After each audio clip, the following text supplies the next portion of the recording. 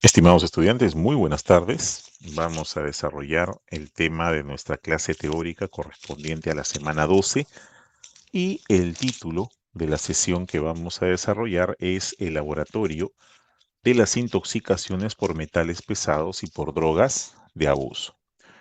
El propósito u objetivo de nuestra sesión es poder reconocer a través de los análisis de laboratorio las principales intoxicaciones producidas por metales pesados y también por drogas de abuso, además de conocer cuáles son los principales parámetros disponibles para los exámenes denominados point of care, exámenes que se hacen al pie de la cama del paciente, y también su utilidad. Para ello empezamos definiendo a la toxicología. La toxicología, entendida como aquella parte de la medicina que va a estudiar pues, la intoxicación por diferentes elementos, dentro de ellos los metales.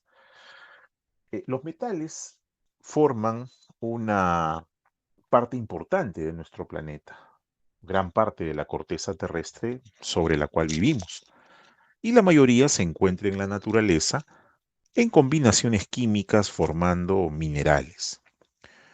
Al contrario de otras sustancias relativamente recientes, como es el caso del plástico, los medicamentos o el petróleo, los metales acompañan al humano en su desarrollo histórico y tecnológico desde la prehistoria. Ya desde la antigüedad se tenían noticias de descripciones de los efectos tóxicos derivados de los procesos de extracción o manipulación de compuestos metálicos, como por ejemplo el mercurio. Los metales se sitúan en la tabla periódica al lado izquierdo, son los elementos más numerosos de la tabla, 97 de los 118 elementos son metales, y se dividen en alcalinos, alcalino-térreos y de transición.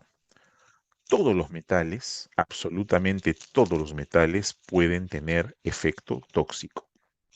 Siguiendo a lo que decía Paracelso, decía sola dosis facit venenum, o sea, todo depende de la dosis.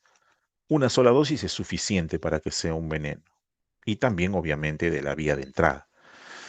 En la toxicología clínica, que es la parte médica, los más relevantes, los más conocidos son los metales pesados, ¿no? Se les llama también metales tóxicos, ¿no? Estos metales son tóxicos en algunas circunstancias y los que tienen más interés en nosotros son pues el mercurio, el plomo, el cadmio, el arsénico, pero también está el cromo, el cobalto, el níquel, el zinc, el propio hierro, dentro de los principales descritos. De hecho, la Organización Mundial de la Salud define 10 sustancias químicas que constituyen preocupación para la salud pública.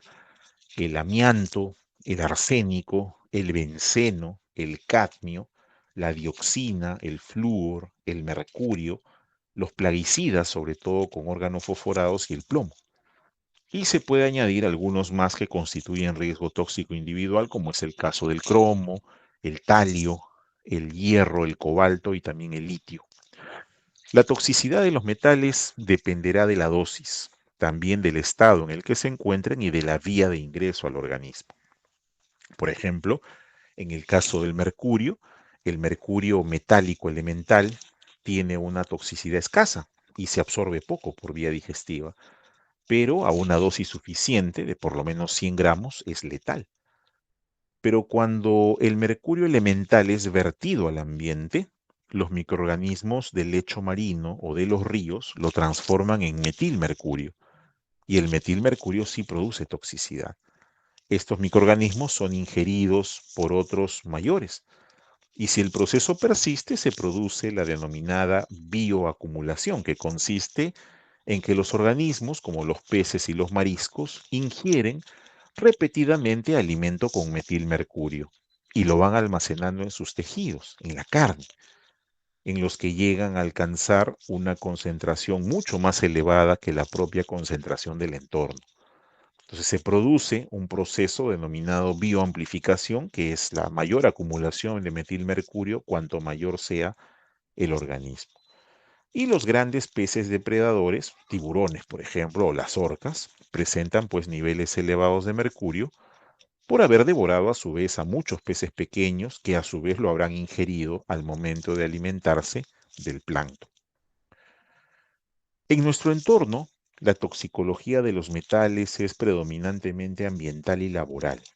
Las intoxicaciones por metales se circunscriben casi en su totalidad al ámbito de la industria minero-metalúrgica. La intoxicación se puede dar por exposición crónica o por accidentes. Sin embargo, el desarrollo de la legislación laboral y los métodos de trabajo van diseñando protocolos de protección, definiendo tiempos máximos de exposición para proteger al trabajador y al medio ambiente de la exposición tóxica a los metales. A pesar de ello, existen accidentes, a pesar de los protocolos de seguridad, los cuales ocurren y provocan exposiciones agudas y a veces dramáticas para los trabajadores y para el medio ambiente, como el caso de las contaminaciones ambientales que se producen en las cabeceras de los ríos, ¿no?, donde se riega o se usa el agua para regadío o para consumo humano. El caso de la clínica y el diagnóstico, las manifestaciones clínicas de las intoxicaciones por metales no tienden a caracterizar al tipo de intoxicación. Son generalmente síntomas inespecíficos, sobre todo en las fases iniciales. Entonces, al ser síntomas inespecíficos, generales, pueden afectar a muchos órganos y sistemas con sintomatología similar. Por ejemplo, si la puerta de entrada es el tracto digestivo, se va a producir pues náusea, vómito, diarreas, dolor abdominal, que sí se diferencia de la intensidad. Si la puerta de entrada es respiratoria, puede ser inhalado, síntomas irritativos, tos, disnea, distrés respiratorio, fibrosis en el tiempo. Si es neuropsiquiátrico, puede aparecer cierto predominio de neuropatías periféricas, pero también deterioro cognitivo, sobre todo la aparición de alteraciones en la conducta del paciente. La afectación de la piel, con aparición de dermatosis, eczemas de contacto, con algunas particularidades como es el caso de la caída de cabello, la alopecia producida por la intoxicación por talio. Entonces, la inespecificidad de los síntomas hacen que el proceso diagnóstico pues sea difícil si es que no tenemos el antecedente de la exposición al metal. Por eso es importante que en la historia clínica, si se sospecha de una intoxicación por metales, deba hacerse las preguntas correspondientes para indagar el lugar de vivienda, el lugar de trabajo, el tipo de trabajo para poder entender un poco el grado de exposición. Ahora, de hecho, la realización de análisis, pues, de laboratorio es la parte fundamental también del diagnóstico, ¿no? Pero lo primero que voy a pedir no va a ser la determinación de algún metal, sino lo primero que voy a encontrar van a ser datos indirectos en el hemograma, por ejemplo, la anemia, en la bioquímica, ¿no?, o en la gasometría, lo que me va a orientar en un primer lugar sobre cuál es la naturaleza de este proceso. La identificación y sobre todo la cuantificación de un metal en sangre o en orina tarda por lo general varios días. Ahora, los valores considerados normales en sangre y en orina pueden variar de acuerdo a los diferentes autores. Y además que hay que diferenciar entre población expuesta laboralmente y ambientalmente y la población no expuesta. Los metales, hay que recordar que no sufren metabolizaciones relevantes, por lo que su concentración en sangre u orina constituyen, por lo general, pues un buen indicador de exposición presente o pasada.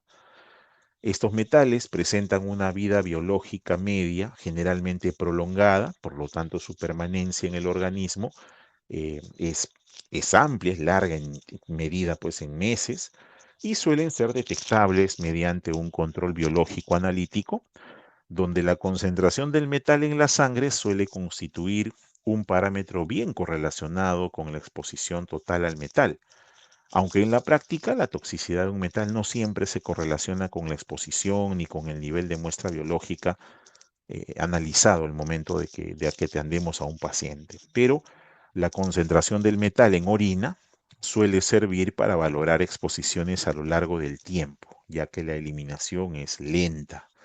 pero no se puede utilizar, por ejemplo, el aire exhalado para medir niveles porque no se trata de contaminantes volátiles por lo general.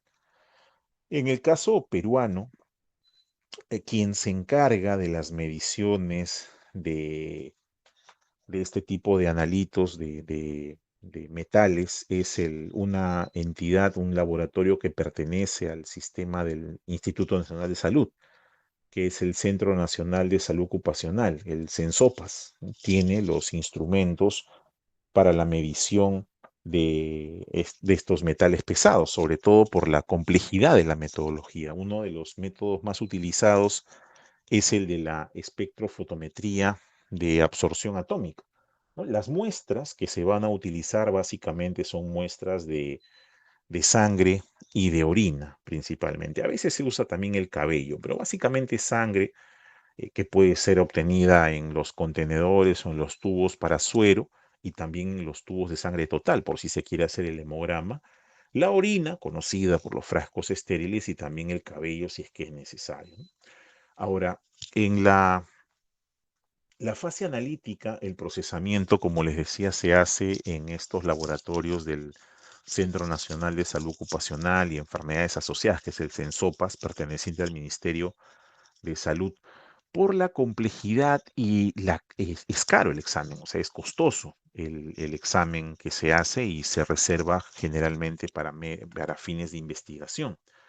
La utilización de técnicas se basan sobre todo en la espectrofotometría de absorción atómica, la cual se puede hacer por medio de flama, se puede hacer también por medio de atomización electrotérmica y también por generación de vapores químicos. Cualquiera de los tres casos, lo que se hace es exponer el fluido corporal a una intensidad de llama bastante fuerte, lo que hace que las partículas presentes en ese fluido se atomicen y así atomizadas van a emitir una señal que va a ser detectada y cuantificada y transformada en un algoritmo gráfico y numérico que nos va a dar una concentración finalmente, ¿no? Esa es parte de lo que corresponde a las mediciones que se hacen con este tipo de analitos, que dicho sea de paso, no son rápidas, porque muchas veces la muestra tiene que ser previamente tratada, ya sea por filtración, por intercambio iónico, por absorción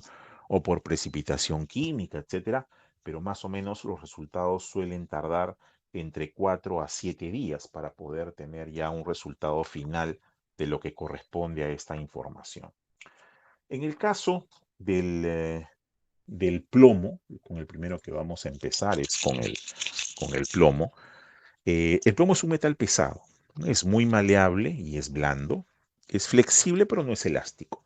Ocupa el puesto 82 en la tabla periódica. Tiene un punto de fusión bastante bajo, aproximadamente 330 grados, bajo para ser de un metal, y no es soluble en agua, es insoluble.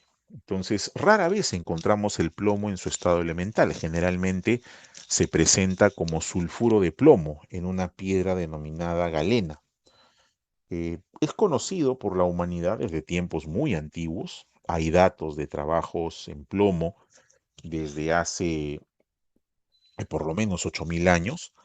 Su maleabilidad, su ubicuidad se encuentra en varios lugares y su bajo punto de fusión hicieron que se utilizara desde los tiempos antiguos para la fabricación de herramientas, para la fabricación de armas, de algunos utensilios de cocina como recipientes y también para soportes de tinta para escritura, por lo que se le consideraba pues el plástico de la antigüedad.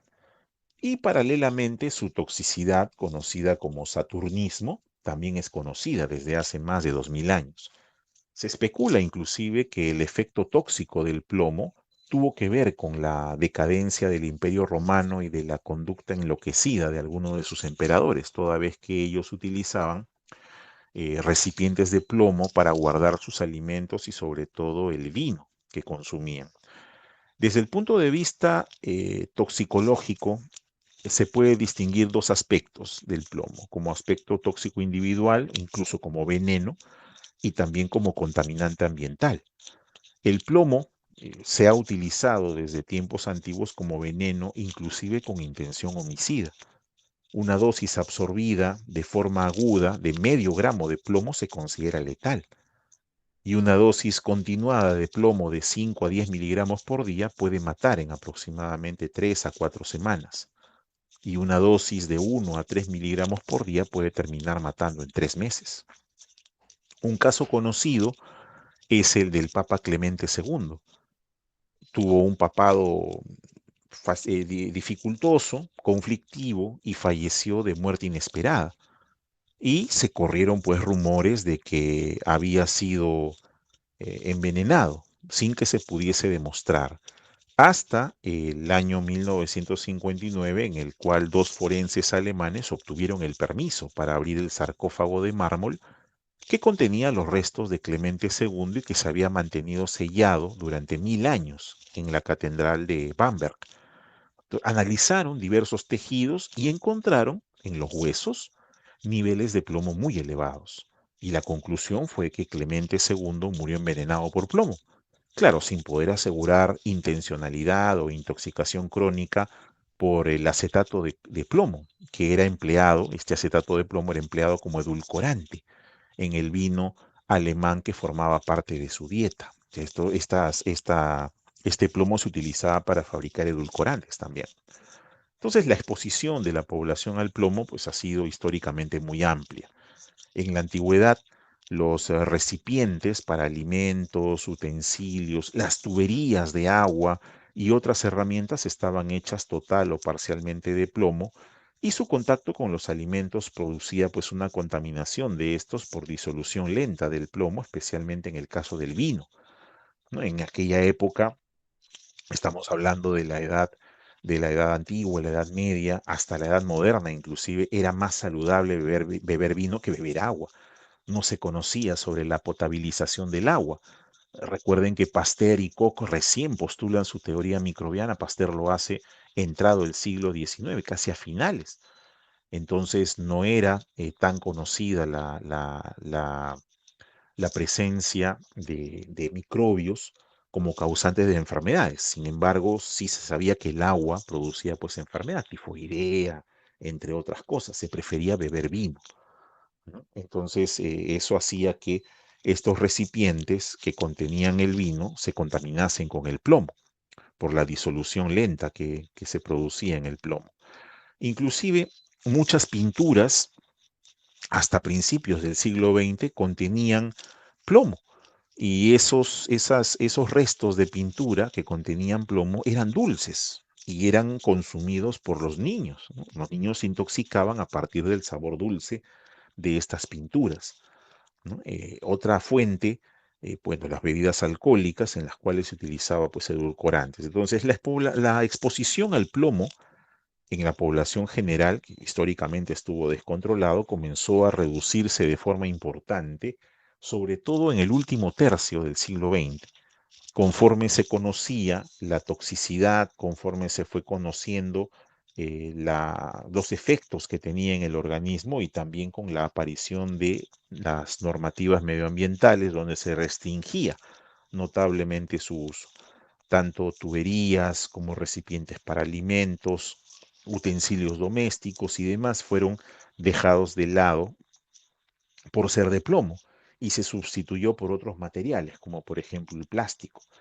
Actualmente, la exposición al plomo se enmarca en el ámbito laboral y profesional en la industria metalúrgica, por ejemplo, soldadores, laminadores, chapistas, mecánicos, los que trabajan con acumuladores y con baterías eléctricas, los pintores, sobre todo los pintores de automóviles, los fabricantes de pinturas que contienen plomo, las fábricas de plomo, que trabajan en linotipos, los obreros gráficos, los herreros, los obreros de fábricas de cables, de tinturas, de municiones, de vidrio, de la industria automotriz, alfarería, los mecánicos dentales, los esmaltadores, grabadores, pulidores, joyeros, mineros, con los que tenían fábricas de instrumentos musicales con soldaduras de plomo, de nitroglicerina, también se utilizaba el plomo en la nitroglicerina como explosivo,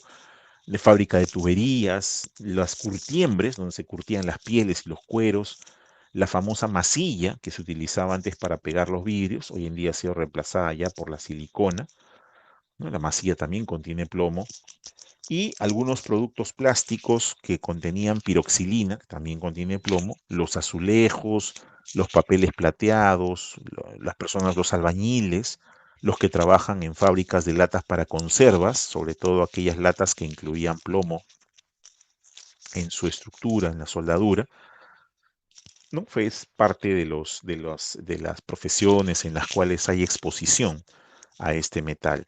Otra fuente importante de plomo es el tabaco, el humo del tabaco, ¿no? Contiene plomo cuando es inhalado. La utilización de municiones, por ejemplo, en la casa, las balas contienen plomo, también genera contaminación ambiental.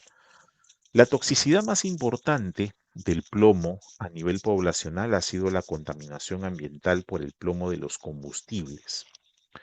El tetraetilplomo fue introducido a principios del siglo XX como un antidetonante para las gasolinas, y algunas gasolinas llegaban a contener hasta 1 gramo de plomo por litro, pero con las regulaciones eso ha ido disminuyendo. El- la concentración de plomo es importante medirla, sobre todo en la atmósfera, puede llegar hasta 10 microgramos por litro, eh, pero en los últimos años se ha ido restringiendo el uso de combustibles con plomo. La Unión Europea, por ejemplo, prohibió la venta de gasolina con plomo a partir del año 2000, aunque esta, esta prohibición ha tenido algunas moratorias por su aplicación práctica. También tenemos al minio, que es el tetraóxido de plomo, que se emplea como antioxidante para metales y se comenzó a prohibir a principios de los años 70 por los efectos teratogénicos en los cuales se encontraba relacionada. Entonces, actualmente la concentración de plomo en el aire varía de 2 a 4 microgramos por metro cúbico en las grandes ciudades con tráfico denso, pero en las áreas suburbanas o en las áreas rurales, pues este contenido es menor a 0,2 microgramos por metro cuadrado. La intoxicación aguda por plomo puede simular un gran número de enfermedades y también algunos procesos de diagnóstico en los cuales se hace difícil si no se cuenta con la información sobre la exposición aguda, crónica, ambiental, accidental, ocupacional, etcétera. El plomo puede ingresar al organismo por varias vías. Tenemos a la vía digestiva, donde se puede ingerir el plomo de manera aislada, ya sea con alimentos o líquidos que lo contengan, pero la relevancia toxicológica de esta vía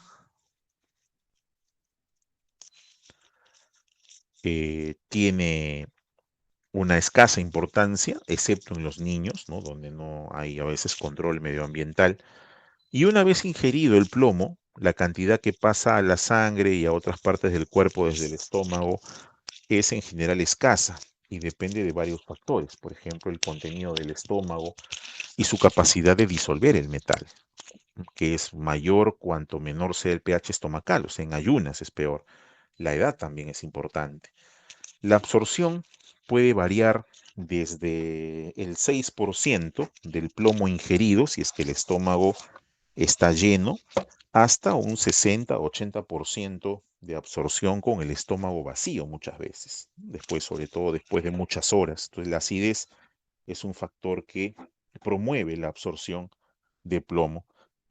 En general, si los niños y los adultos ingiriesen una cantidad similar de plomo, sería una mayor proporción la que se presente en los niños que pasaría a la sangre. Los niños absorben aproximadamente el 50% de la cantidad de plomo que ingieren. Un segundito, por favor.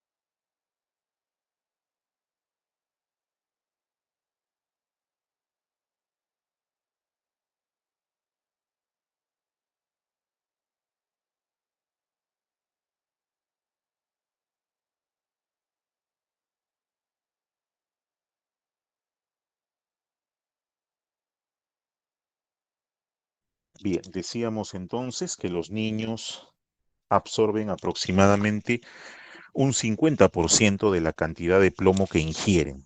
La ingesta crónica se considera pues que una ingesta de plomo de 5 a 10 miligramos por día puede llegar a matar en 3 a 4 semanas. Y una dosis de 1 a 3 miligramos por día puede llegar a matar en 3 meses más o menos. El plomo metal ingerido es radiopaco, por lo tanto una radiografía simple de abdomen puede ayudarnos en enfocar el diagnóstico. Si ingresase por la vía inhalatoria, la absorción por esta vía es quizás la más importante por su relevancia ambiental y laboral. En los pulmones se absorbe muy bien el plomo y sus compuestos inorgánicos, ya sea vehiculados en forma de humo o en forma de partículas finas, son fagocitados por los macrófagos alveolares y así pasan a la sangre. En la vía intravenosa puede ser un contaminante de sustancias de abuso, por ejemplo, drogas. Y por la vía cutánea, a través de la piel íntegra, la absorción es muy baja. Por lo tanto, esta vía tiene poca importancia en cuanto a toxicidad por metal de plomo. La exposición de la piel a las sales orgánicas sí es importante desde el punto de vista laboral. Ahora, los proyectiles, las balas que penetran la piel por disparos y quedan alojados en el cuerpo, sí son una causa de intoxicación por plomo que tiene referencias en la literatura médica. Eh, Sobre todo los disparos producidos años atrás y donde la bala se queda en el cuerpo. El plomo en la sangre tiene una vida media de aproximadamente 30 días, pero cuando el plomo se integra en la matriz ósea sustituye al calcio y el hueso puede funcionar normalmente, además de ser un almacén de plomo con una vida media de hasta 30 años. Pero la liberación de plomo del proyectil alojado es variable además y depende de factores como por ejemplo la inflamación, a mayor inflamación, mayor liberación. Depende de la fragmentación del proyectil, ¿no? De cuánto está integrado el proyectil en el hueso fragmentado y de si está alojado en las articulaciones, porque hay mayor disolución del plomo en el líquido sinovial. Y así de variable también es la aparición de los síntomas. Entonces, ante un paciente con un síndrome clínico de anemia, cefalea, neuropatía periférica, deterioro cognitivo, dolor abdominal, náusea, vómito, etcétera, y con un proyectil alojado en su cuerpo, es necesario pues hacer el análisis de nivel de plomo. Una vez en la sangre, la mayor parte del plomo se va a localizar al interior de los hematíes. Se distribuye de hecho por todos los tejidos, pero debido a una similitud que tiene con el calcio, el 90 al 95% del plomo absorbido se acumula en los huesos y en los dientes. Sin embargo, no causa toxicidad relevante a este nivel. La vida media del plomo en la sangre es de aproximadamente 25 días y de 10 a 20 años en la corteza de hueso, en la cortical. Hay que recordar que el plomo atraviesa bien la barrera hematoencefálica y la barrera placentaria. Este plomo afecta a diversos sistemas enzimáticos, especialmente es la afectación que tiene lugar en los procesos de síntesis del grupo hemo y en los procesos implicados en la integridad de la membrana celular. Por lo tanto, si ambos sistemas fallan, el paciente puede presentar anemia, pero que es generalmente normocítica y normocrómica, no se está afectando el hierro. Pero los hematíes adquieren un punteado basófilo característico, ¿no? Por su similitud con el calcio, también interfiere en la transmisión sináptica y en la microvasculatura cerebral, desarrollándose muchas veces encefalopatía y también neuropatía. El plomo se elimina predominantemente por la orina a razón de 30 microgramos por 24 horas más o menos y también por las heces. Ya en el riñón, el plomo disminuye la eliminación del ácido úrico y esta hiperuricemia que se produce en consecuencia por plomo se conoce como la gota saturnina. Gota por el padecimiento del ácido úrico y saturnina referida al padecimiento del plomo. También altera el sistema renina-angiotensina y la contractilidad del músculo liso, por lo tanto puede aparecer pues hipertensión arterial que es típica en la intoxicación crónica por plomo. La afectación del sistema endocrino y reproductivo produce infertilidad, produce abortos, prematuridad y también teratogénesis en los pacientes. Se ha reportado también cardiotoxicidad con la aparición de miocarditis y arritmias. En la intoxicación aguda puede ocurrir, por ejemplo, en el curso de una exposición inhalatoria masiva o con la ingesta de una dosis alta con intencionalidad suicida o accidental en los niños, y también por drogas contaminadas por plomo por vía intravenosa. Si la dosis es suficiente y dependiendo de la vía de entrada, se puede alcanzar niveles altos de plomo en la sangre, por ejemplo, 100 microgramos por litro, y producir pues encefalopatía aguda grave, con ataxia, convulsiones, letargia, coma, síntomas gastrointestinales graves, como dolor abdominal cólico intenso y rebelde, además analgésicos habituales, lo que se conoce como cólico saturnino, asociado a vómitos y diarreas, y también puede producirse hemólisis. Y en la intoxicación crónica, clásicamente conocida como saturnismo, o también se le llamaba cólico de los pintores, por la pintura que contenía plomo, o plumbismo, tiene una amplia sintomatología por afectación de diferentes órganos, como por ejemplo el sistema nervioso central. Se produce encefalopatía, la cual se desarrolla de forma más o menos progresiva con afectación variable del ámbito cognitivo, es decir, disminución de la capacidad de concentración, déficit de memoria, alteraciones del estado del ánimo, y se asocian diversos síntomas como cefalea, astenia, alteraciones del sueño, hay insomnio, somnolencia diurna y alteraciones del carácter del paciente, irritabilidad, aislamiento, etcétera. También se afecta el sistema nervioso periférico porque se produce desmielinización, lo cual va a ocasionar una polineuropatía de predominio motor en las extremidades. La afectación del aparato gastrointestinal se da de forma lenta y progresiva y se instauran síntomas difusos, entre ellos el dolor abdominal tipo cólico, la anorexia, las alteraciones del ritmo intestinal, es decir, se producen episodios de estreñimiento alternados con diarreas. Y también se puede incluir aquí el conocido ribete de Burton, que es una banda de color parduzco que aparece en la base de los dientes y las encías y que está en relación con el plomo depositado y con también aparece además déficit de autocuidado en los pacientes, ¿no? Provocado por el deterioro cognitivo de estos pacientes, ¿no? Aparecen desaseados, descuidados. También se afecta el sistema hematopoyético, además de la anemia normocrómica y normocítica, porque el plomo bloquea la síntesis del grupo hemo, aumenta la coproporfirina urinaria y la protoporfirina eritrocitaria, y los hematíes pues adquieren este punteado basófilo, un número aproximado de 8 a 15 punteados por glóbulo, que es característico pero no patognomónico del plumbismo. El aparato excretor también se afecta con insuficiencia renal por acúmulo de plomo en el túbulo contorneado proximal, también hipertensión arterial y la hiperuricemia, que es la gota saturnina, por disminución de la excreción renal de ácido úrico. El diagnóstico, para hacer un diagnóstico, necesita tres elementos. La historia, que puede ser de exposición aguda, crónica, laboral o ambiental, lo cual hay que indagar en el interrogatorio.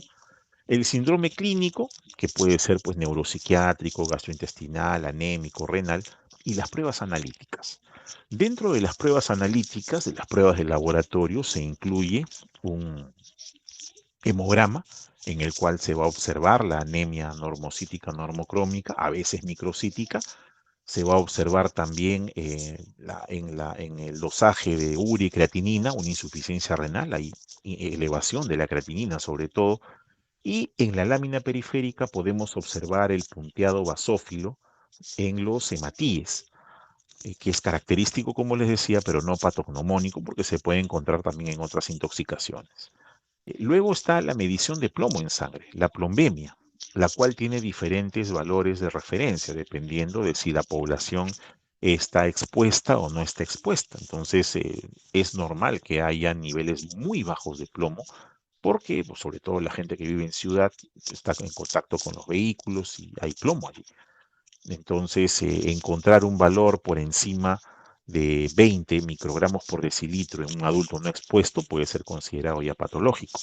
Lo mismo que encontrar más de 40 microgramos por decilitro en la población laboralmente expuesta es anormal, pero de hecho más de 80 microgramos por decilitro ya es saturnismo en sí.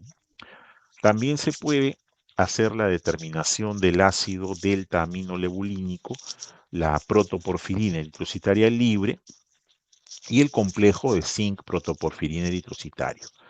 El análisis de orina, sobre todo orina de 24 horas, nos permite examinar la excreción de plomo, que hasta 50 microgramos por gramo de creatinina se considera normal en población no expuesta y hasta 150 microgramos por gramo de creatinina en población expuesta, siendo que esta plomburia es más fidedigna que la plombemia para el caso del seguimiento de la intoxicación y el tratamiento, toda vez que las concentraciones en orina son menos variables que las concentraciones plasmáticas. También se puede determinar en orina la coproporfirina 3, se incrementa la coproporfirina en las porfirias y en las intoxicaciones por metales, por lo tanto es útil para valorar los resultados del tratamiento. También se utiliza la determinación en orina del ácido delta aminolebulínico, ¿no? Diferenciando entre población expuesta y población no expuesta.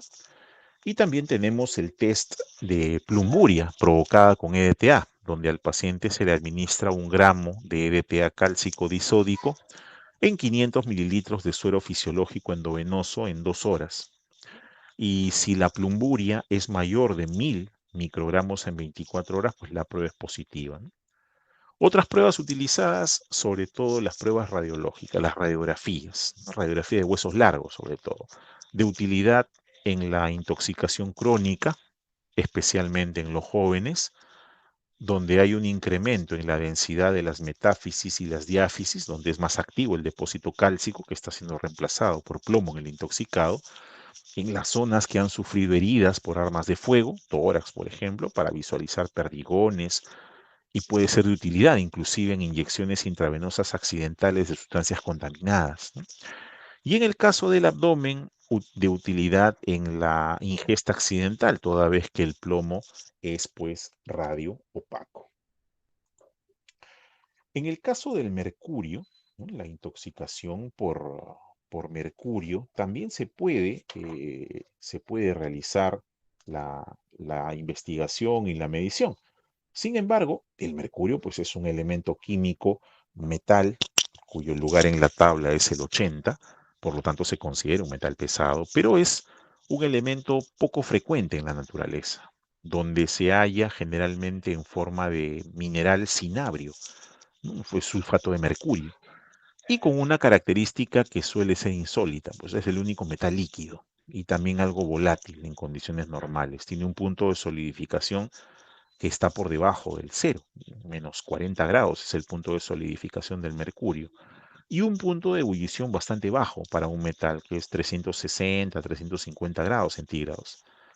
Entonces, este mercurio ha sido utilizado por la humanidad desde la prehistoria como un constitutivo de pigmentos rojos, por ejemplo, en pinturas rupestres de hace 30.000 años. También se ha encontrado, por ejemplo, en China, un monumento fúnebre en honor del emperador chino Oinshi, en el que en un mapa se representaron los ríos de China mediante corrientes de mercurio. Se cree inclusive que el propio emperador murió por la ingestión de mercurio con intención de longevidad. Alguien le habrá hecho creer que el mercurio le alargaba la vida. Se ha encontrado también mercurio en los ajuares fúnebres de las pirámides de Egipto, en Sudamérica también. El califa Abderramán III, del mundo islámico, impresionaba a los visitantes de su ciudad sagrada Medina con una piscina de mercurio que hacía remover produciendo una especie de reflejos plateados, ¿no? Entonces había pues cerca de este lugar unas minas de mercurio, lo que le permitía este lujo. Pero no hay referencias de la toxicidad, pero debió haberla, porque los vapores de mercurio debían desprenderse en cantidades importantes. Entonces, los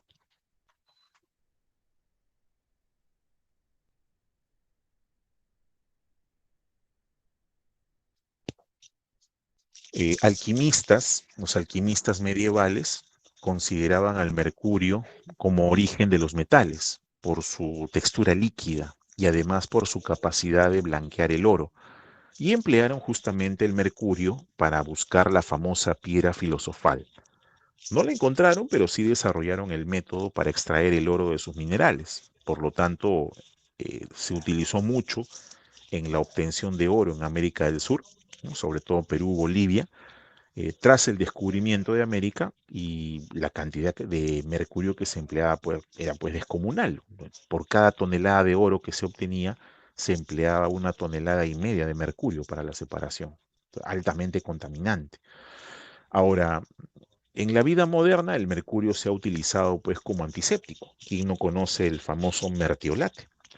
¿No? Como blanqueante de piel también y cabello en algunos tintes, como fumigante, como diurético, como explosivo, como componente de lámparas eléctricas, interruptores, baterías, pinturas, en el procesado de la piel o de la felpa. Por ejemplo, en el caso del procesado de la piel de las liebres o conejos, se utilizaba o se trataba con nitrato de mercurio hasta obtener un tacto muy suave, y así se confeccionaban sombreros que se usaban. Entonces, con el tiempo, las personas que trabajaban en estas curtiembres se iban convirtiendo en personas raras, con temblores, mareos, vómitos, personas irascibles, incluso sufrían de accesos paranoides, ¿no? Esos eran los síntomas de la intoxicación por mercurio. Inclusive durante el siglo XIX se le llamó la locura del sombrerero, fabricaban estos sombreros, ¿no? Y, por ejemplo, si ustedes recuerdan la obra de Alicia en el País de las Maravillas, el sombrero loco, el sombrerero loco, era una representación de la intoxicación por mercurio, la conducta que tenía. El mercurio también ha formado parte importante de los laboratorios de química. Con el desarrollo ya de la química industrial y la minero-metalúrgica, se fue incorporando pues en los procesos de obtención, en los procesos de síntesis. En medicina también se ha usado mucho el mercurio. Hasta el siglo XX el mercurio se utilizaba en aparatos de medición de uso común, por ejemplo, los termómetros famosos de mercurio. ¿Quién no ha tenido o quién no tiene de repente hasta ahora un termómetro de mercurio en su casa? O los tensiómetros, los esfigmomanómetros, los tensiómetros de mercurio, que son mucho más fidedignos en la medición inclusive que los termómetros y los tensiómetros electrónicos. Entonces, ya desde el año 2000, la Unión Europea primero y la FDA después comenzaron a prohibir la utilización de mercurio en diversos ámbitos domésticos y médicos. Hasta el año 2007 se prohibieron los termómetros de mercurio. No se pueden fabricar ni tampoco vender. Y en Europa, estoy hablando, en Perú todavía se encuentra. Escaso, pero todavía hay. Y en el 2014, desde el 2014, cualquier dispositivo de medida que contenga mercurio quedó absolutamente prohibido. Sin embargo, se sigue utilizando pues en los laboratorios químicos, en los hospitales, el famoso mertiolate, en las clínicas dentales. Para la amalgama dental se utiliza mercurio y también plomo. Y en las instalaciones implicadas en la producción de artículos como por ejemplo lámparas fluorescentes, en las que se hace pasar pues, una corriente eléctrica por un vapor de mercurio y produce un brillo luminoso, en la fabricación de baterías, de explosivos, ¿no? Pero han habido pues algunas experiencias dramáticas de efectos tóxicos, lo que ha hecho que se restrinja mucho su producción y su utilización. Con respecto a la toxicidad, el mercurio puede ser tóxico fundamentalmente en tres formas de presentación: como mercurio metálico, llamado también mercurio elemental, como sales inorgánicas y como sales orgánicas. Como mercurio metálico, el mercurio metálico es de color plateado, es líquido denso, ¿no? El único metal que lo es en condiciones normales, y cuando se calienta produce mucho vapor y hay riesgo de toxicidad por inhalación. La ingesta oral de mercurio es rara que produzca, es excepcional que produzca toxicidad aguda, porque la absorción intestinal pues es muy baja, menos del 0,01% de dosis ingerida. Un termómetro clásico de mercurio, por ejemplo, tiene entre 1 y 2 gramos de mercurio. Pues no hay una ingesta que sea pues que cause toxicidad aguda, pero la absorción cutánea puede ser importante si es que hay, si es que hay lesiones en la piel. Si la piel está íntegra, es bien difícil que se absorba también. Entonces, la absorción por inhalación sí es importante, porque se puede producir por una manipulación del mercurio metal, ¿no? Y aproximadamente el 80% del vapor de mercurio inhalado se absorbe a través de la vía respiratoria y entra en el sistema circulatorio desde donde se va a distribuir a todo el cuerpo. Entonces, la exposición crónica por inhalación en personal que trabaja con mercurio, incluso en bajas concentraciones, causa efectos como temblores, deterioro de habilidades cognitivas y trastornos del sueño. La inhalación aguda de altas concentraciones causa pues una amplia variedad de trastornos de las habilidades cognitivas, sensoriales y motoras. Los síntomas son principalmente de tipo neurológico y psiquiátrico. Incluyen temblores, inicialmente afectan las manos y también se extienden a otras partes del cuerpo. La habilidad emocional, caracterizado por irritabilidad, timidez excesiva, pérdida de confianza, nerviosismo. También aparece eh, pérdida de memoria, insomnio, cambios neuromusculares, debilidad muscular por atrofia, contracciones musculares, cefalea, polineuropatías, parestesia, pérdida sensorial, reflejos hiperactivos y déficit de rendimiento en las pruebas de función cognitiva. Eso es con respecto al mercurio metálico. Con respecto a las sales inorgánicas de mercurio, ya sea el mercurio mercurioso o el mercúrico, o en su forma +1, +2, también son tóxicos porque son solubles en agua y es más fácil que se absorban en el tracto gastrointestinal. Sin embargo, los podemos encontrar en la naturaleza formando compuestos de diferentes aspectos y son utilizados para procesos industriales, sobre todo fabricación de pilas, barómetros, termómetros, lámparas fluorescentes. Inclusive se han venido utilizando tradicionalmente en el ámbito médico como conservantes de vacunas, el famoso timerosal, ¿no? Que se utiliza para la conservación de vacunas, en las amalgamas dentales para empastes, en las soluciones antisépticas, el famoso mertiolate, ¿no? En algunos cosméticos, aclarantes de piel o de cabello, jabones o cremas y también como purgantes, pero se han ido eliminando este uso médico progresivamente. Ahora, la toxicidad de las sales inorgánicas es pues claramente mayor que la del mercurio elemental o metálico. Las intoxicaciones se suelen producir en el medio laboral y afectan a los operarios de los procesos industriales que se han mencionado. Por la vía digestiva, o sea, ingeridos, la gravedad depende de su solubilidad. Las sales de tipo cloruro de mercurio 1, las mercuriosas, son menos solubles y por lo tanto menos tóxicas. Pero las sales mercúricas, como el cloruro de mercurio, sí es tóxico y es letal. Con 1 gramo es suficiente para matar a una persona. Ahora, el cloruro mercurioso y los otros tienen pues dosis letales de 2 a 4 gramos, ¿no? La vía inhalatoria, las sales de mercurio no son volátiles, por lo tanto no tienen toxicidad por inhalación, pero se metabolizan en el hígado y pueden acumularse y excretarse por la bilis, también por el riñón.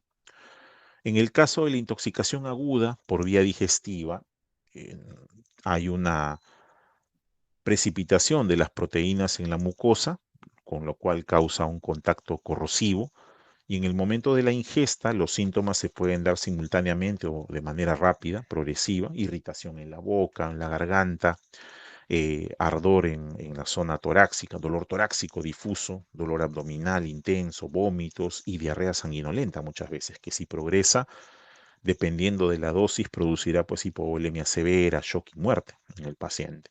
Pero si el paciente pasa la fase aguda, presentará efectos de la corrosión del tubo digestivo, sobre todo gingivoestomatitis, pérdida de la dentición, glositis y lesiones diversas en esófago, estómago e intestinos principalmente. La afectación renal se da con un síndrome nefrótico con proteinuria y fallo renal, condicionado sobre todo a la acumulación de las sales de mercurio en el túbulo contorneado proximal del riñón. La supervivencia estará marcada pues, por el grado de destrucción de la mucosa digestiva y por el daño renal.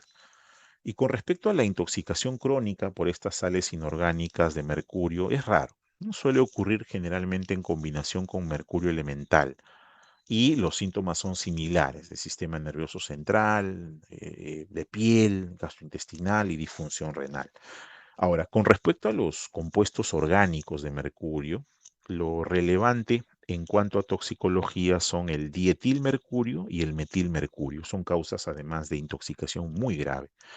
Estos compuestos son producidos por los microorganismos marinos que ingieren el mercurio elemental que es vertido, como vemos en la imagen, por el humano, es vertido el metilmercurio, ¿no? al mar y estos microorganismos marinos los transforman en compuestos orgánicos y los acumulan en su organismo. Posteriormente, estos microorganismos, el fitoplancton o el krill, por ejemplo, son ingeridos por los peces, ¿no? Peces pequeños, salmón, bacalao o las ostras, y luego ingeridos por otros peces más grandes, trucha, bonito, merluza o los más grandes todavía que son el mero, el atún rojo, el tiburón o el pez espada, y finalmente llegan a ser consumidos por el humano. Entonces la toxicidad se produce pues si la dieta habitual se compone fundamentalmente de pescado contaminado. Ahora, al ser compuestos orgánicos son sustancias muy liposolubles. De hecho, el 90 al 100% de la dosis ingerida es absorbida, ¿no? Y aunque no se conoce la distribución corporal, pero por, ah, la intoxicación por metilmercurio se conoce porque ha producido algunos sucesos muy dramáticos, de los cuales se recuerdan tres. Uno es el famoso suceso que pasó en Japón, el de Minamata, ¿no? En el cual en la bahía de Minamata se había vertido mercurio al mar durante 35 años por parte de la industria química. Se calcula que se virtieron algo de 81 toneladas de mercurio, lo que supuso pues que el plancton y los microorganismos transformaron esas toneladas de mercurio en metilmercurio y fue introducido en la cadena alimenticia de los peces, llegando al hombre, y se produjo una extensa intoxicación y lenta, además, en un área de 300.000 personas, después de 40 años después, se presentaron más de 100 fallecidos por intoxicación por mercurio y casi 3.000 casos, lo que llamó la atención, y por eso se investigó y se llegó a esa conclusión. Otro evento terrible fue el que se produjo en Irak en el año 1971. En ese tiempo, Irak recibía la ayuda de Estados Unidos y Estados Unidos envió a Irak 95.000 toneladas de grano de trigo y cebada que habían sido tratados con metilmercurio como fungicida para evitar los hongos. Entonces el grano no era apto para el consumo humano y se debía utilizar como semilla. Y así lo señalaba el etiquetado. Estaba etiquetado en inglés y en español, pero no estaba etiquetado en árabe.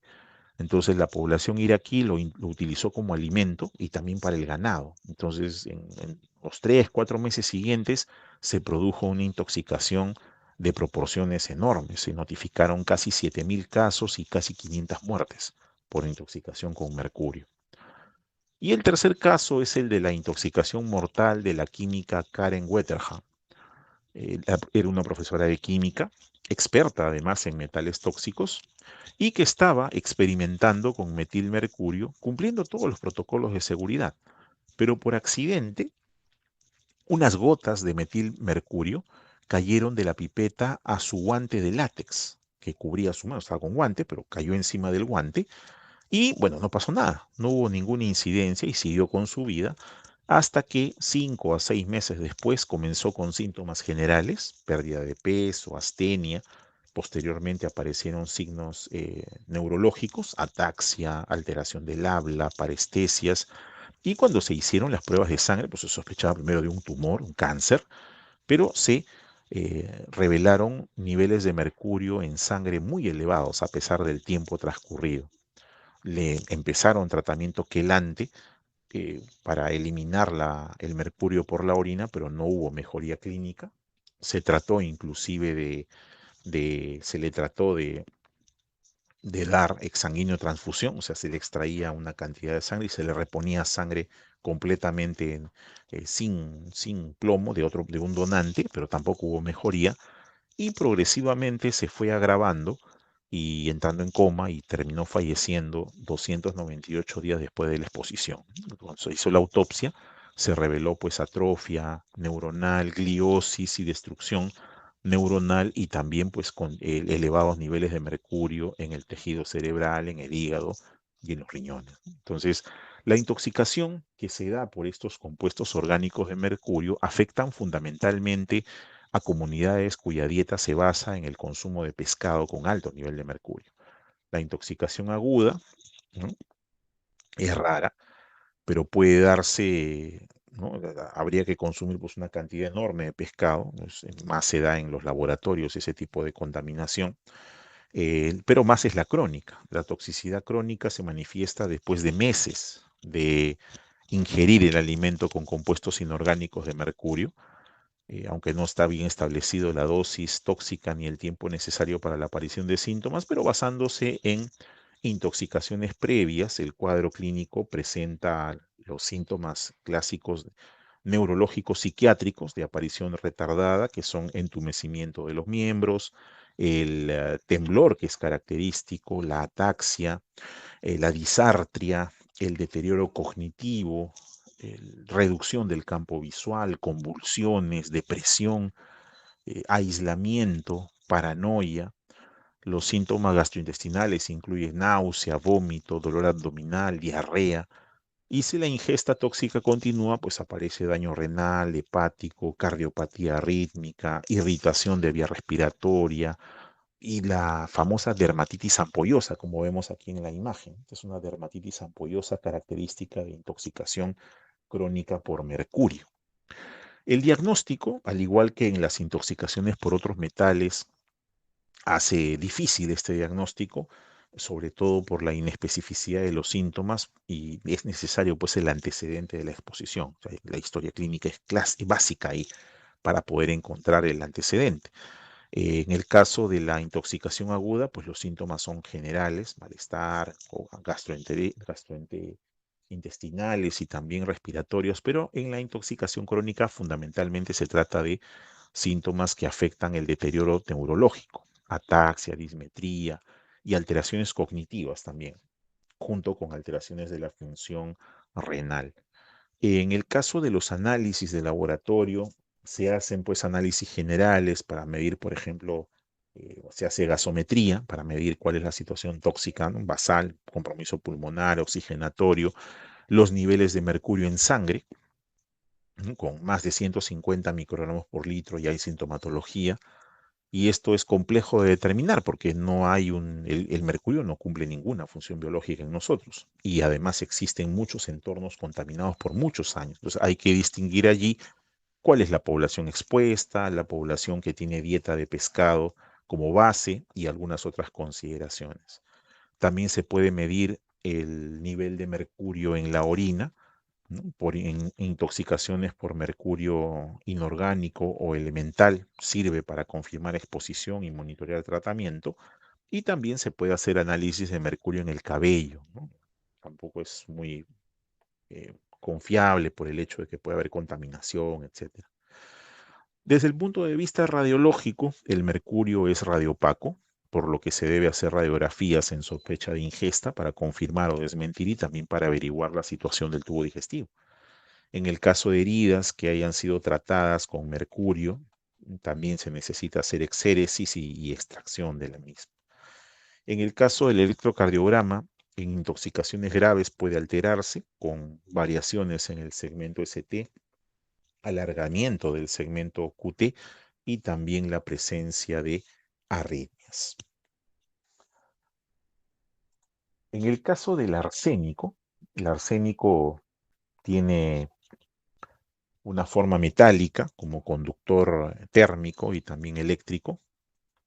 En la naturaleza lo encontramos como mineral de cobalto, aunque regularmente está en la superficie de las rocas, combinado con azufre, otros metales como manganeso, fierro, cobalto, níquel, plata o estaño. El principal mineral del arsénico es la arsenopirita, se llama. Es un compuesto combinado de hierro, arsénico y azufre, y que se usa en el tratamiento de maderas, productos agrícolas, pesticidas, herbicidas, bronceadores de piel, anticorrosivos, tratamiento de vidrio, cerámica, pinturas, pigmentos, ¿no? En el caso de la alimentación animal se utiliza como factor de crecimiento y la esfera militar se utiliza como parte de gases venenosos.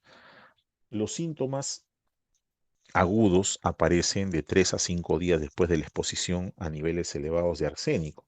Estos síntomas incluyen descoordinación, ataxia, puede aparecer también parálisis, ceguera, hay lesiones en la piel, sobre todo queratosis, hiperkeratosis, hiperpigmentación, como vemos aquí en la figura, esa hiperpigmentación es característica del arsénico, que dicho sea de paso tiene un número atómico de 33.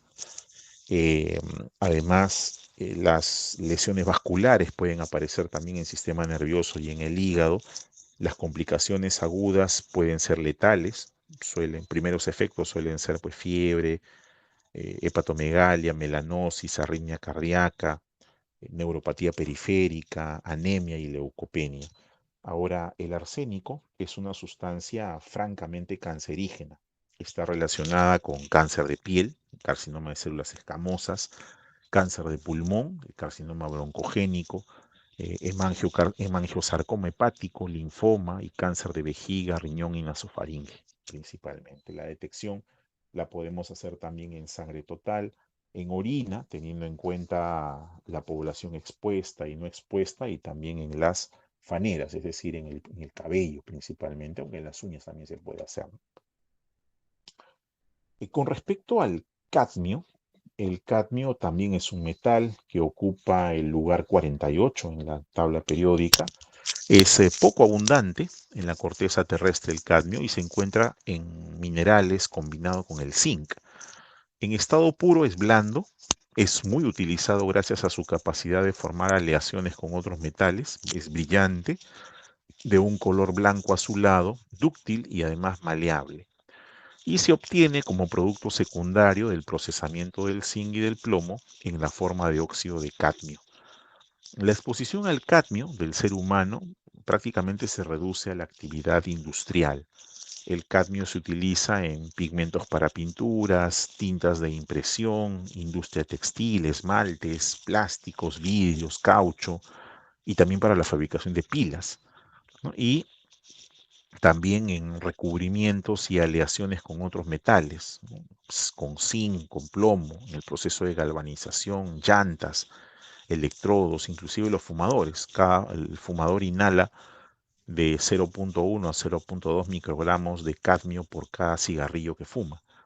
Hay que tener en cuenta que el cadmio no se degrada, que es transportado por aire y por agua y que se bioacumula en organismos, especialmente en el pescado, en los crustáceos y en el riñón y el hígado de los animales en cuyo hábitat hay nivel elevado de cadmio. Una vez que el cadmio ingresa, en caso de la intoxicación al organismo, lo hace por inhalación y lo puede hacer por ingestión. Y se une a grupos de azufre de las proteínas intracelulares, grupos tiol, con la consiguiente inhibición de la acción enzimática de las enzimas. La toxicidad más relevante es la que se ve en el medio laboral, pero puede darse por vía alimentaria en población cercana a industrias contaminantes o vertederos no contaminados, no controlados. Puede ingresar entonces por vía digestiva, ya sea por ingesta de hojas de hortalizas, lechuga, espinaca, papas o cereales, así como también maní, soya, semillas de girasol, pescado de lugares contaminados por vertederos y excepcionalmente por ingesta de sales de cadmio. Va a producir a partir de esta vía síntomas inespecíficos de irritación gastrointestinal como son náusea, vómitos, diarreas de gravedad diversa. La vía inhalatoria es la principal vía de absorción del cadmio, relevante en el mundo laboral, La absorción pulmonar del cadmio que es inhalado puede variar entre el 5 y el 50%.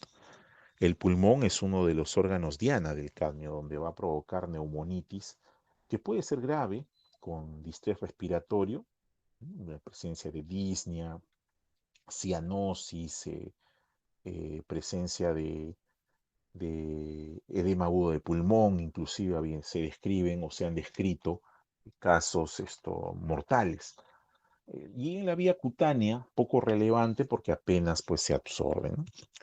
La intoxicación aguda se puede producir por ingesta de sales de cadmio o mezclas con cadmio, lo que produce síntomas gastrointestinales como dolor abdominal, náusea, vómito, diarreas, cuya gravedad dependerá pues, de la dosis ingerida. La vía inhalatorio-respiratoria, sin protección a vapores de cadmio, son muy irritantes al tejido pulmonar, pueden producir neumonitis con una severidad variable, pudiendo ocasionar algunas veces la muerte por distrés respiratorio. En el caso de la intoxicación crónica, que se da por exposición continua típica del medio laboral o de ambientes contaminados por proximidad, eh, hay afectación respiratoria, generalmente rinitis, pérdida del olfato, anosmia, bronquitis y enfisema. Está también la nefropatía cádmica, que suele afectar al túbulo contorneado proximal y al glomérulo. Va a producirse proteinuria característica asociada además a cadmiuria, eliminación de más de 10 a 15 microgramos por gramo de creatinina.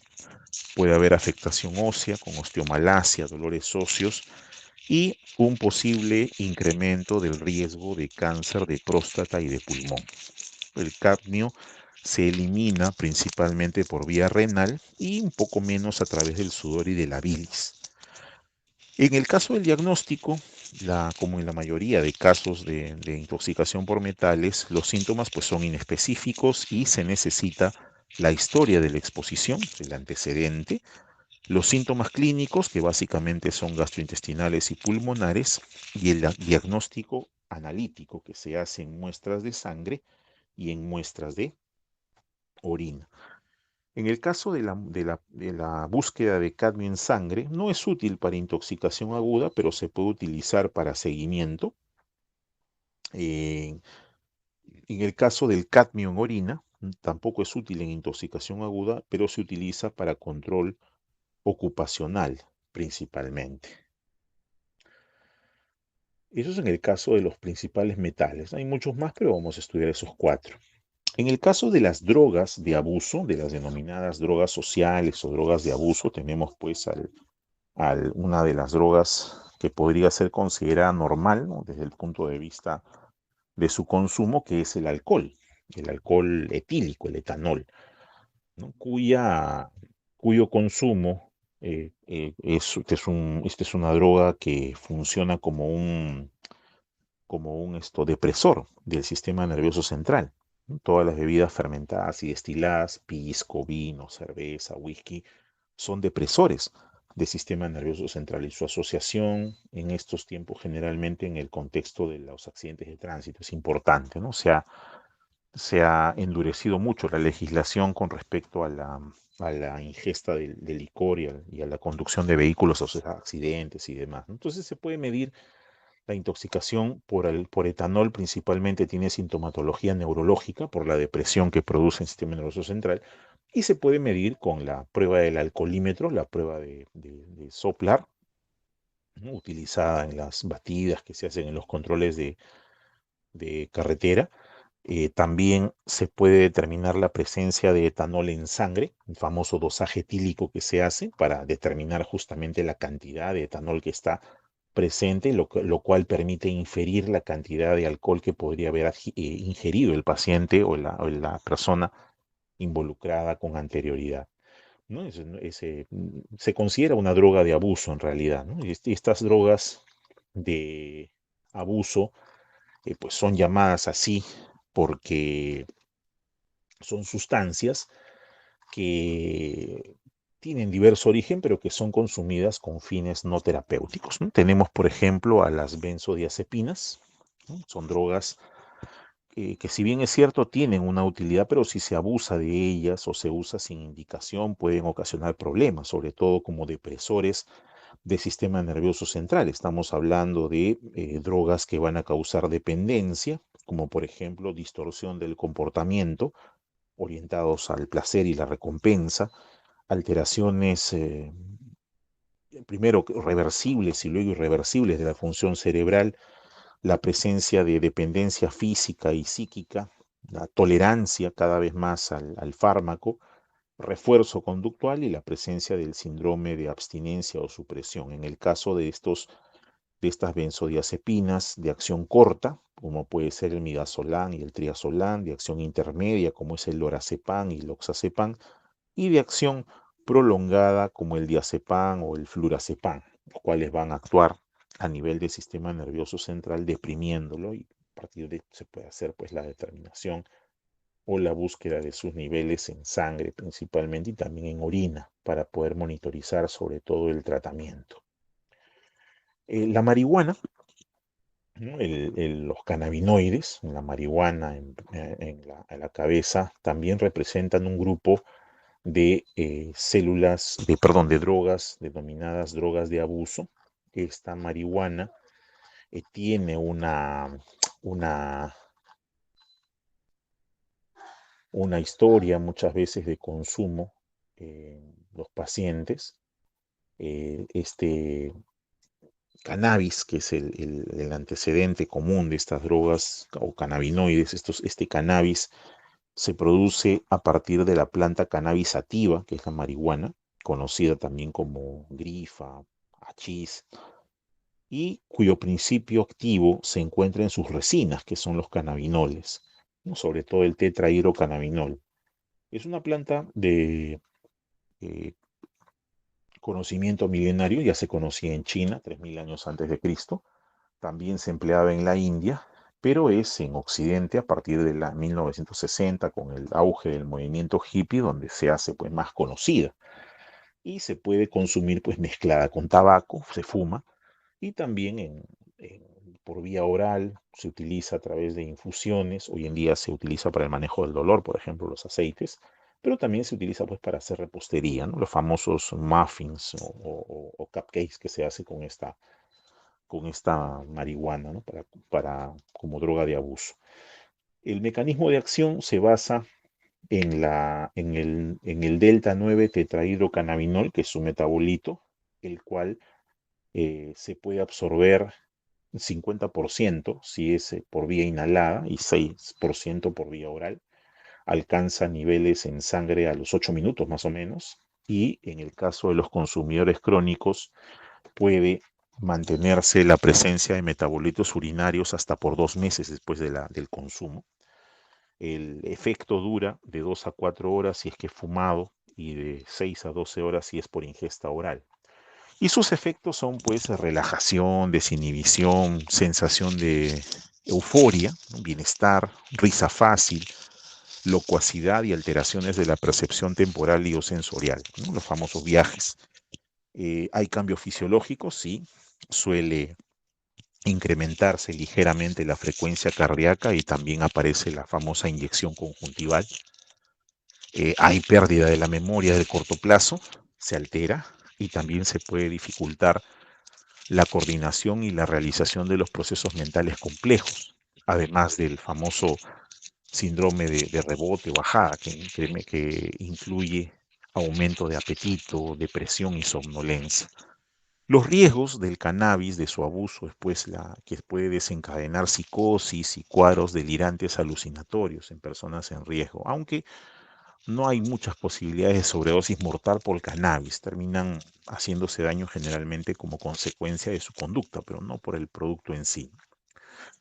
Eh, con respecto a su medición, podemos realizar la determinación de los productos derivados, los tetrahidrocannabinoles, en muestras de orina, en muestras de saliva, inclusive en muestras de cabello, ¿no? Que los más utilizados es la muestra de orina por lo general.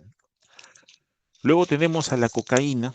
Este es un psicoestimulante, ¿no? En forma de pasta, o en forma de clorhidrato, en forma de pasta, que es el sulfato de cocaína, y en forma de clorhidrato. Este psicoestimulante se obtiene a partir de las hojas de coca. El metabolito más frecuente es la benzoilegonina y puede administrarse de forma intranasal, aspirada, de forma inhalatoria o fumada, de forma intravenosa y de consumo por vía oral. Cualquiera de ellas es igual de, de tóxica. Entonces, esta cocaína eh, tiene dentro de su fisiopatología la liberación de dopamina, adrenalina, noradrenalina y serotonina, además de bloquear la recaptación de las catecolaminas y bloquear los canales de sodio. Entonces, el metabolismo de la cocaína dependerá de la forma de su hidrólisis. Por hidrólisis aparece la benzoilegonina, que es el principal, pero si se metaboliza por esterasas, aparece un metabolito que se llama metilesteregonina, y si el metabolismo es hepático, la norcocaína, perdón. La forma inhalada, que es la forma llamado crack, la forma intranasal, la endovenosa y la oral, que es más rara, ¿no? El inicio de la acción en la forma inhalada es mucho más rápido, 8 segundos y ya empieza el efecto. En el caso de la intranasal, de 2 a 5 minutos. En la endovenosa también es en segundos. Y en el caso de la acción o ingerida por vía oral, la cocaína demora pues, más o menos 10 minutos. Ahora, los síntomas de intoxicación por cocaína dependen mucho de la dosis ingerida y también de la susceptibilidad del individuo. Sin embargo, se conocen las dosis tóxicas mortales, que son de 2 gramos en el caso de la vía oral y de 75 a 800 miligramos por vía endovenosa. Entonces, cuando se intoxica el paciente por cocaína, tiene una primera fase de excitabilidad, de euforia, inestabilidad emocional, ansiedad, agitación, paranoia. Hay sudoración, hipertermia, cefalea, vómitos, hipertensión, taquicardia y presenta las famosas pupilas dilatadas. Eh, Puede asociarse, a veces asocian la cocaína a heroína, cual se forman se tiene un nombre de bolas rápidas, se llama así. Bueno, hay sedación primero y después la parte de la alteración. El alcohol también se consume con combinación, lo que aumenta el riesgo de muerte súbita, porque después de esa primera fase en la intoxicación por cocaína puede aparecer pues convulsiones, cianosis, respiración irregular, parálisis muscular, pérdida de reflejos, fallo respiratorio y finalmente coma y muerte. De hecho, las causas más frecuentes de intoxicación, de muerte por intoxicación con cocaína incluyen los infartos, ¿no? Infartos de miocardio, las crisis hipertensivas y las arritmias. Y en el caso de la afectación cerebral, las hemorragias y los infartos cerebrales e inclusive las hipertermias son causas de muerte por intoxicación por cocaína. Y aquellos individuos que transportan cocaína, los famosos body packers, ¿no? Que tragan estas cápsulas con cocaína y la cápsula se rompe, inmediatamente van a hacer el proceso de intoxicación rapidísimo, ¿no? Porque fallecen, ¿no? La dosis máxima que se puede tolerar es de 2 gramos y estas cápsulas contienen 10 gramos sobre todo y más, entonces tiene más de 10 veces la dosis letal, ¿no?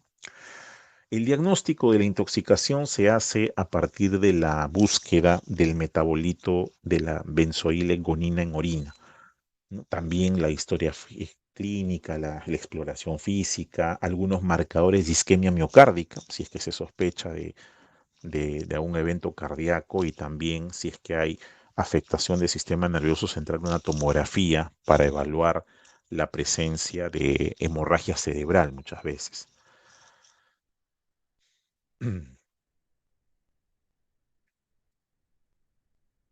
También puede realizarse la determinación en saliva, inclusive en cabello, ¿no? Y por otro lado, están los exámenes denominados de point of care o de cuidados al paciente. Un ejemplo clásico de estos exámenes de point of care, y quizás el primero que se desarrolló, fue el famoso hemoglucotest, o sea, la medición de la glucosa a partir de la muestra del dedo y que podía obtenerse pues en pocos segundos al pie del paciente. A partir de allí se impulsó la investigación para el desarrollo de los dispositivos médicos chiquititos, pequeños, portátiles, que pudiesen ser transportados justamente a la cama del paciente y que permitiesen la medición con un buen grado de correlación clínica y además con una buena especificidad y sensibilidad de los diferentes analitos. Entonces, los que más se han desarrollado son los analitos relacionados al control hidroelectrolítico, sobre todo los electrolitos, sodio, potasio, cloro, bicarbonato, también asociados a bioquímica, aparte de la glucosa, la urea, creatinina, el lactato, el magnesio también, calcio, la hemoglobina y el hematocrito, los marcadores de equilibrio ácido básico, como son el pH, PCO2, PO2, bicarbonato, anion gap, productos de coagulación, dímero D, ¿no? Productos de, por ejemplo, la determinación de su unidad beta-HCG en embarazo, la determinación de algunos marcadores cardíacos, como es el caso de la troponina I, el CKMB, ¿no? Y el péptido natriurético, que de utilidad tienen el hecho de que se va a utilizar en pacientes para poder decidir inmediatamente qué hacer, sobre todo en pacientes graves, toda vez que los exámenes de laboratorio convencional, pues por muy rápidos que sean, demoran entre 30 minutos a una hora. Entonces el examen de point of care muchas veces nos da el resultado mucho antes y eso implica pues una fase preanalítica con una toma correcta de la muestra, ¿no? Sobre todo si se trata de sangre capilar o si es mejor de sangre venosa. Entonces, esta toma de muestra que la realizan los profesionales en las respectivas áreas de trabajo debe ser realizada con todas las precauciones de bioseguridad necesarias y el procesamiento igual. Aquí están observando que la persona tiene en la mano el dispositivo, que consiste en un cartucho en el cual se introduce la muestra de sangre y se introduce en el equipo, el cual hace las mediciones y luego, como tiene transmisión infrarroja y de Bluetooth, puede transmitir los resultados a una computadora para poder observarlos y en algunos casos viene con una impresora térmica. Entonces se imprime como si fuese un voucher, como si fuese un POS, igualito, imprime los resultados de inmediato para ser analizado, porque lo que se quiere pues con este tipo de pruebas es poder hacer o decidir por lo menos el manejo inmediato de lo que corresponde al paciente. Entonces es necesario contar con todas las herramientas necesarias para poder decidir cuál es el manejo que se le va a dar a estos pacientes y allí radica justamente su importancia clínica, o sea, poder definir situaciones clínicas que comprometan gravedad de manera inmediata. Esa es parte de lo que se tiene que resolver con respecto a la utilización de las pruebas de point of care. Entonces, ¿son de aplicación hoy en día? Claro que sí, de todas maneras son útiles, sobre todo en el entorno de lo que corresponde al estudio de los pacientes que se encuentran en las unidades de cuidados intensivos, tanto unidades de cuidados intensivos generales, unidades de cuidados intensivos coronarios, donde se tiene que tener la información en el momento exacto para tomar la decisión terapéutica correspondiente, ¿no? Muy bien, hasta aquí entonces esta sesión teórica. Espero haber sido lo suficientemente claro. Si no es así, me hacen llegar por favor sus dudas. Les agradezco completamente su atención y nos estamos encontrando en nuestra siguiente sesión. Muchas gracias y buenas noches.